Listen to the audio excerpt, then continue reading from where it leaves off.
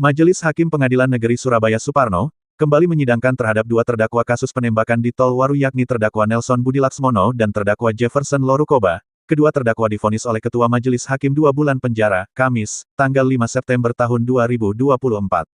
Vonis dibacakan secara kilat hanya kurang lebih 5 menit, Hakim membacakan vonis tersebut. Vonis ini lebih ringan dari tuntutan Jaksa Penuntut Umum Kejaksaan Tinggi yakni Yulistiono, yang sebelumnya menuntut 3 bulan penjara. Dalam amar putusan, menyatakan terdakwa Nelson Budi Laksmono dan terdakwa Jefferson Lorukoba terbukti secara sah dan meyakinkan bersalah melakukan tindak pidana berdasarkan pasal 351 ayat 1 KUH pidana, ujar Ketua Majelis Hakim Suparno. Atas putusan tersebut kuasa hukum terdakwa dan jaksa penuntut umum kompak sama-sama menerima. Vonis ringan tersebut adanya perdamaian dari kedua terdakwa terhadap korban. Diketahui, perkara ini berawal dari kedua terdakwa kini berstatus sebagai tahanan rumah. Waktu penyidikan di kepolisian, keduanya harus menjalani penahanan penjara. Saat persidangan, status penahanan tersebut berubah menjadi tahanan rumah. Hal itu juga diperkuat keduanya yang tidak mengenakan rompi tahanan seperti terdakwa lainnya. Kemudian kedua terdakwa mantan mahasiswa Universitas Ciputra Surabaya ini juga terlihat meninggalkan gedung PN Surabaya. Saat menjalani sidang, Nelson mengaku hanya iseng saat melakukan teror penembakan di Tol Waru.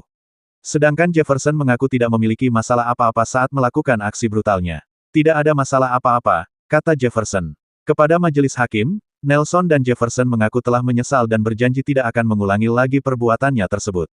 Saya menyesal, kata Nelson dan Jefferson. Dalam surat dakwaan dijelaskan, Nelson Budi Laksmono dan Jefferson Lorukoba melakukan aksi teror penembakan di Tol Waru, Sidoarjo pada tanggal 19 Mei tahun 2024. Dengan mengemudikan mobil hitam, Nelson dan Jefferson bersama AJS, status di bawah umur, menembaki truk yang dikemudikan Ahmad Rizal dan Yusuf Effendi dengan airsoft gun. Kejadian ini disusul dengan beberapa aksi serupa yang melibatkan korban lain, yaitu Eko Cahyono, Ramlan Waskito, dan Kusarto.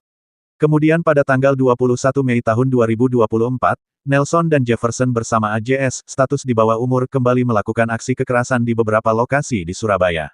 Mereka menargetkan pengemudi truk dan pejalan kaki dengan modus yang sama, menggunakan mobil dan airsoft gun. Akibatnya, korban mengalami luka-luka serius seperti yang tertera dalam visum dari RS Bayangkara.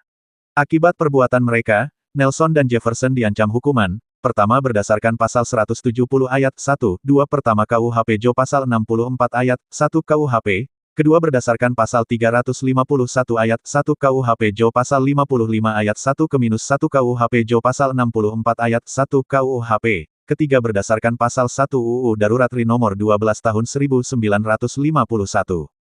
Dari Surabaya Rahayu mewartakan.